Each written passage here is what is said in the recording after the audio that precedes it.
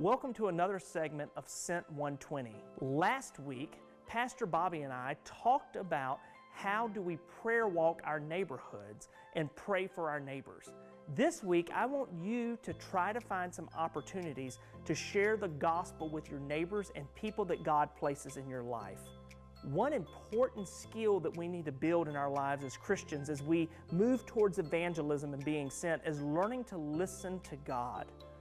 One of the key ways we can listen to God is through talking to Him and hearing from Him. And this is done by one, reading our Bibles, reading the Word of God, and secondly, it's done by praying to God and speaking back to Him the things that we are learning. Not only is it important to communicate with God, but it's also important to be obedient.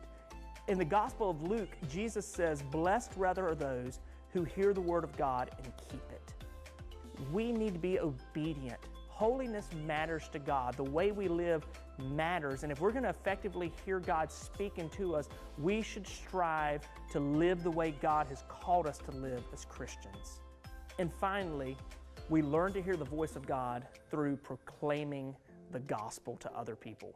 I'm not saying that you have to hear God before you proclaim the gospel. We're called to proclaim the gospel and be obedient no matter what. But when you are sharing the gospel, God will uniquely speak to you. He will bring verses to your memory. He'll give you the words that you need, and He will be with you while you're doing that. So do not fear, because God is with you.